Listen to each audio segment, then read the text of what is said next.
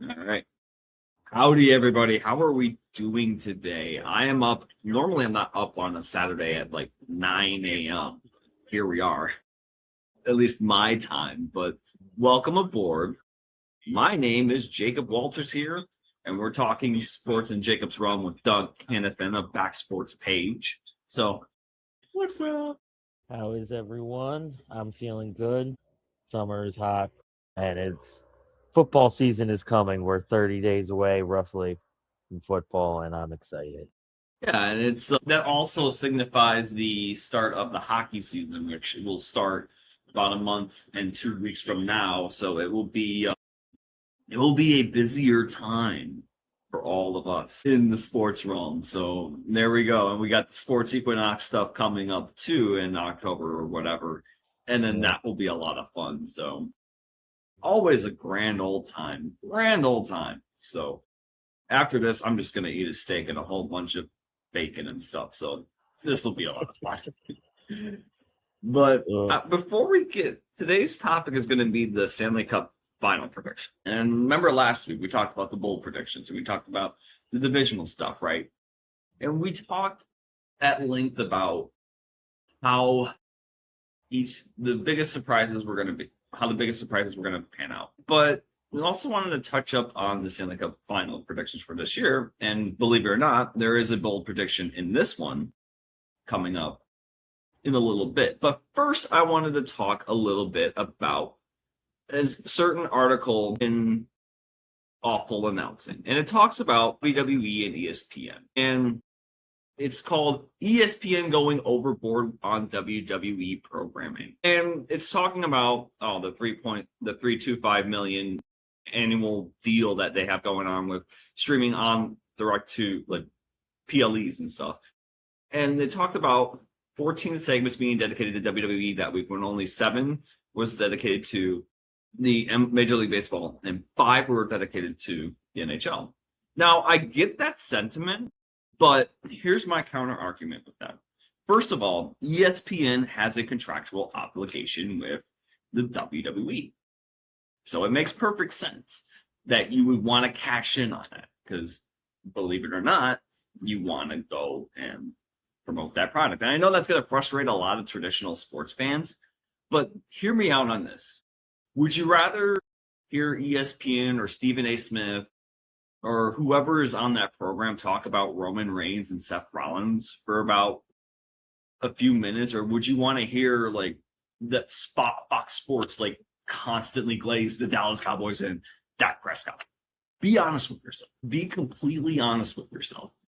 And mind you, that Dallas Cowboys have a big marketing like team, and they're constantly getting in bed with these networks and stuff just to promote a mediocre product. Think about that for a second, and it makes perfect sense for ESPN to kind of cash in on this just to grow their brand. It's a business decision. So, Doug, I want to get your thoughts on that. As a big wrestling guy, I will never chagrin more wrestling on my TV. But looking at it from a traditional sports fan point of view, or looking at it from like ESPN's target audience, I can see a lot of frustration with the way that WWE has been getting extra coverage. Soccer hardly gets cut, other than the World Cup. ESPN ignores soccer. They basically hate hockey. They care more about baseball than hockey, and they lost baseball. So, you can see how much they care about that. So when you see, I don't know, 3 segments dedicated to Roman Reigns, a Roman Reigns interview, and they haven't talked about Tyrese Halliburton in, I don't know, 2 months, 3 months. When was the last time they talked about anything related to, I don't know, the Charlotte Hornets other than the LaMelo Ball trade? Yeah, no, I get it. There's way too much going on in traditional sports, and the way ESPN covers things, like you said, they focus on big markets, and their audience has been mad about that for years. And adding in, as much as I love wrestling, something that a lot of sports fans really don't care about, and dedicating so much time to it over other things they do care about, it can be frustrating. Yeah, it can be easily frustrating. And I think the thing that people also forget too is that there's the E in ESPN, which stands for entertainment.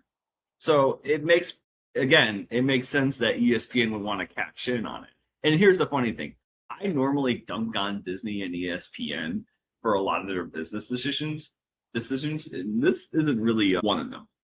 I can't really fault them too much for it, but I do understand the frustration that traditional sports fans would have just because of that stigma associated with them. So with the WWE and professional wrestling. So I get it. But again, ESPN is a business. They're in the business of making money. And it's not like they're getting in bed again, they're not getting in bed with over overpriced, overpaid marketing teams and sports franchises, and where you have to hear about mediocre quarterbacks every day. So I can't knock ESPN. Yeah, it's definitely a business decision. That's very clear. They spend a lot of money on WWE and wrestling, and they would love if their audience started caring a lot about UE and professional wrestling. That ESPN Plus deal with all the PLEs, it's going to have to pay for itself somehow. And ESPN being the worldwide leader in sports, they're putting their thumb on the scale a little bit. And it's been happening for a long time. It's been happening in a bunch of different sports. And like I said before, fans of small market teams in all sports and fans of a sport that isn't basketball and football, their frustration is constant with how ESPN covers things. It's always been a sticking point just because ESPN has always been. I always make the joke that ESPN only covers like 5 teams for Major League Baseball in the past. And it was always like the New York Yankees, the Boston Red Sox, the Philadelphia Phillies, the New York Mets, or what was the other one? Like maybe the Dodgers thrown in it too. They would always cover those teams and have them on like Sunday Night Baseball or the Chicago Cubs too, just because, hey, when they won the 2016 World Series, it was like the biggest parade known to man. Yeah, it can be extremely frustrating, and it's kind of the postmodern world that we live in now, where a lot of those bigger market teams get way too much love, as opposed to the regular Joes and Schmoes. Mhm. But Absolutely. let's talk a little bit about Stanley Cup final predictions. And I want to get into this and talk a little bit about the upcoming season. And we talked extensively about which teams were going to go and make the the playoffs essentially, and which teams were going to do pretty well. I'm going to give you one more bold prediction here, and I'm going to lay it out all on the line. Are you ready for this? Prepare your bodies. So it's going to be the Carolina Hurricanes. That's not the bold prediction. That's probably a shoe-in for making the Stanley Cup final that anybody could have. Anybody. But the bold prediction that I have for you is that the Utah Mammoth, that's right, the Utah Mammoth will make the Stanley Cup final this upcoming season. And why? And you're asking why, Jacob? Why the Utah Mammoth of all teams? Let me give you a little breakdown of the common theme that a lot of these NHL teams have had over the past 5 years. And in fact, this has been going on for some time. I'm talking about no single team, like these teams don't have a single player that makes more than 10 million per year. And it's the same thing with the Utah Mammoth and the way that they're structured. The Mammoth, they have their highest paid player being Logan Cooley, who makes 10 million per year. And looking at Logan Cooley, he is, if my computer can react properly, I don't think it will, 10 million per year. Nick Schmaltz, 8 million per year. And Logan Cooley's locked in until 2034.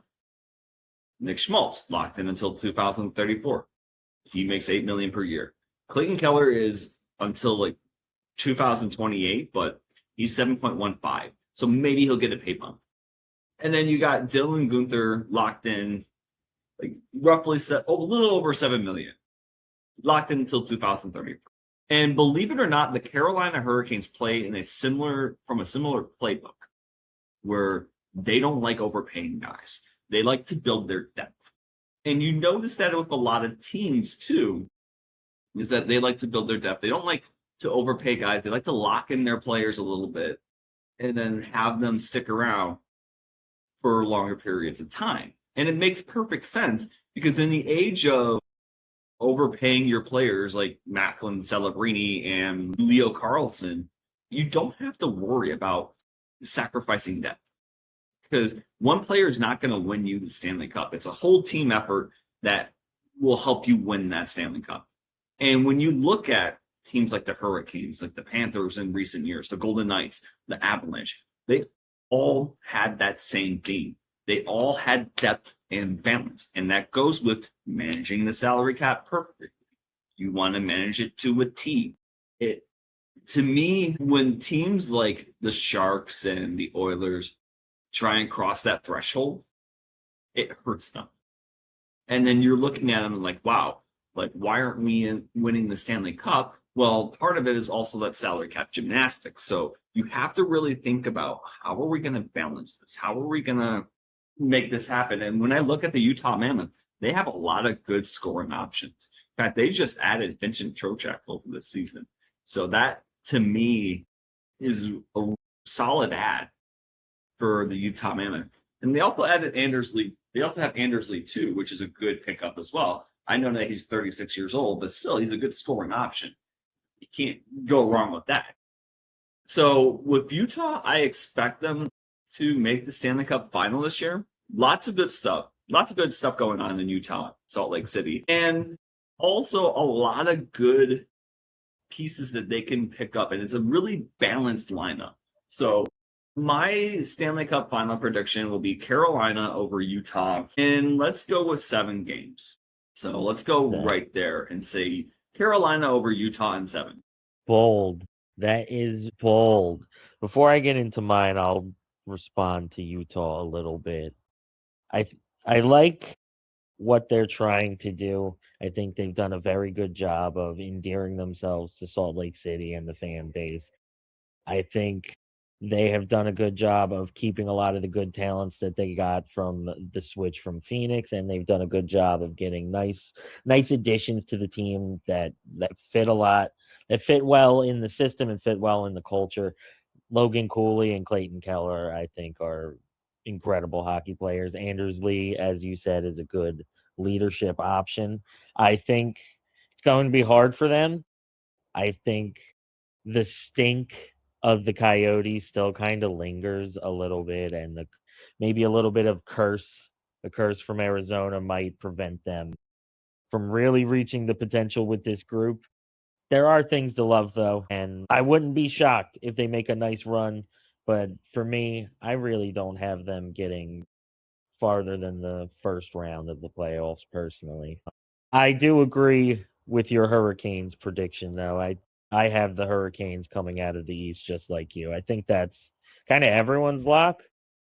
Super depth, super well coached, and incredible contracts. It's hard not to bet on them from the East. And what would you say is your Stanley Cup final prediction? For me, to go along with the Carolina Hurricanes, who I think are coming out of the East, coming out of the West, I think I'm going to have to take a bit of a bold stance, maybe not super bold, but I think the Minnesota Wild have a really, really good opportunity in this coming season. They have a lot of talent. They've had more time to gel. They now have an off season together with their superstars. Quinn Hughes obviously is the engine of that team, both offensively and defensively. They're going to rely on him a lot. I think Kaprizov is one of the best wingers in the NHL, and I expect him to have another absolutely incredible season.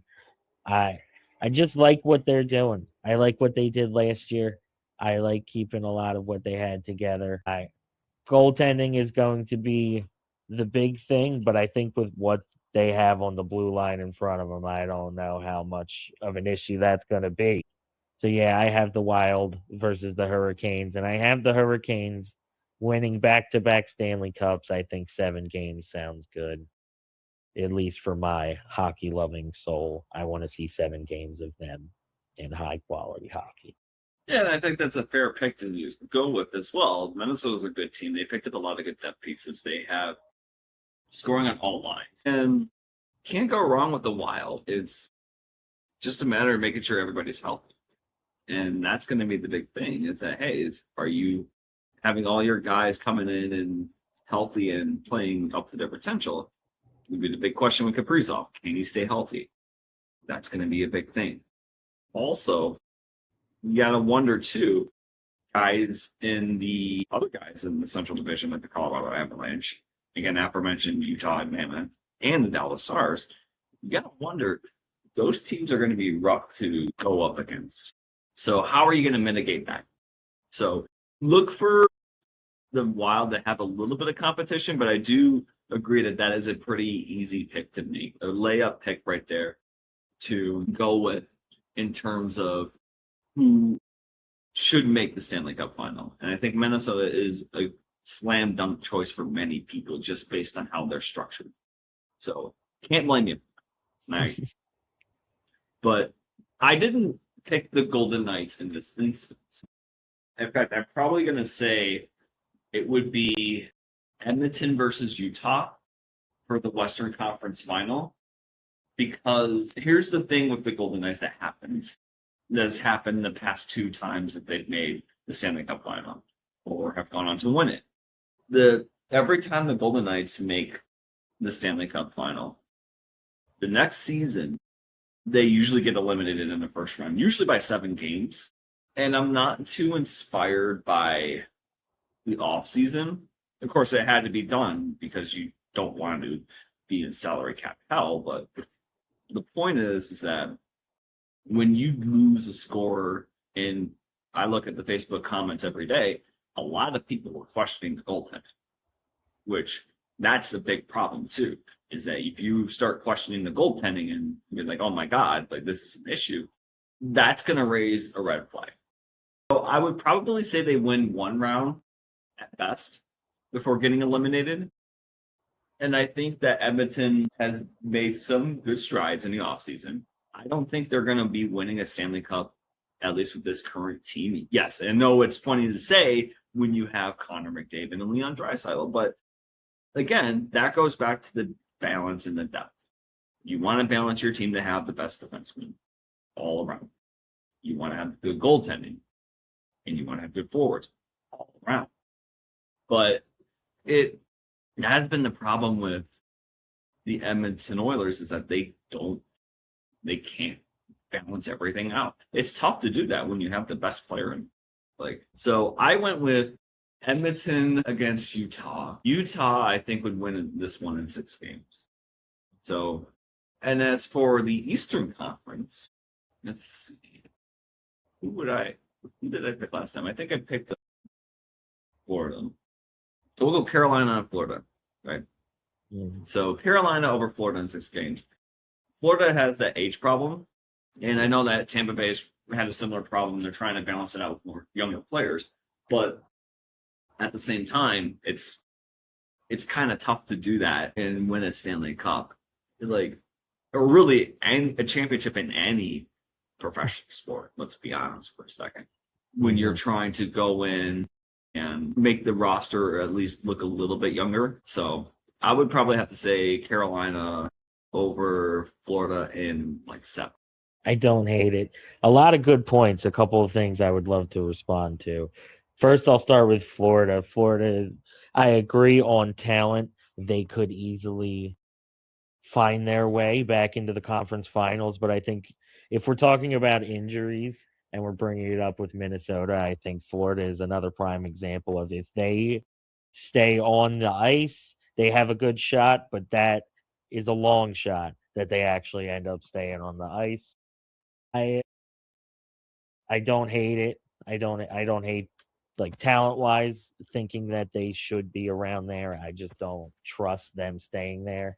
When it comes to the Oilers, I also 100% agree that I don't think this team is cup worthy, which is crazy to say with two of the 5 best hockey players of a generation on their teams. It's the management is just ridiculous. We talked about it last week. and it will remain true until the division can prove otherwise. The Pacific is a shit show, and being lucky enough to be in the Pacific has saved them from a couple of really bad seasons where the team was really unbalanced and wholly relying on two of the greatest hockey players we've ever seen in our lifetime. Getting into predictions, I actually do agree. I do still think the Oilers are going to make a run to the conference finals. I think they're going to find a way to the top of the Pacific. They're going to find a way through the first round or two against less than stellar competition, and then I have them running into a Wild team that is just going to pick them apart. I have the Wild over the Oilers in 5 games in the West, and then Wild getting a lot of rest going into the Stanley Cup Finals because I have Carolina playing Buffalo in the conference finals, and I have it knock them out, drag it out series, 7 games. One that Buffalo unfortunately will not be able to pull out this year. I think Carolina is too strong. I think their home ice advantage is insane, and I think Rod Brindamore might just be the best coach in the NHL. So I think that's enough to push them over the edge of a Buffalo team that I really, really like this year. I might be one of 3 people who really think this Buffalo team can do something, but I think they can. But Carolina will just edge it out and edge it out in the Stanley Cup Finals as well, 7 over the Wild. I think the thing that sticks with me with Buffalo is that it's always the certain franchises that have this stigma of stinking all the time, and they suck. And Buffalo has been one of those franchises for the longest time possible. They, at one point, held the longest postseason drought in all of professional sports. Of course, I believe that's now designated to the New York Jets, which rightfully so. Let's be honest for a second. But it's always those franchises like Buffalo that stick out to me. Not the Bills per se, because they've been good with Josh Allen, but the Sabres, the Seattle Mariners. I always pick on them because they always come up short. They're probably the most mid team in all sports. And like the Kraken are starting to become that. Those franchises you don't expect a whole lot from just based on their past history. And it goes back to ownership, front office personnel, all that jazz. To me, I'm a little hesitant on Buffalo just because I know that their history indicates that, hey, this is going to be a team that doesn't do a whole lot. And it isn't, again, it's not just like Buffalo. It's also like, again, the Mariners we're talking about, the Jets, the Cleveland Browns are a prime example of this. I mean, maybe the Detroit Lions are going back to their old ways, but look at those teams in the NHL like Buffalo, you shouldn't expect a whole lot from them. So I'm going to just say that should be used as a cautionary tale. So just keep an eye out for that. I mean, they are fairly balanced on the salary cap, which is good news for this season at least. So I don't know. I would be very cautious with this. I would expect some regression in some. I wouldn't be surprised if there's a little bit of regression, but what I will say is, as someone who got to watch the Boston Red Sox and their tumultuous streak with a comeback against their biggest rivals, as someone who got to watch the Chicago Cubs finally win a World Series after 101 years, as someone who got to watch countless underdog stories and countless teams breaking their curses and throwing their chains to the ground, I think Buffalo has an opportunity to do that this year. You want to know what the funny thing about all those teams that you mentioned is? Is that a lot of those are actually big market teams, which is funny.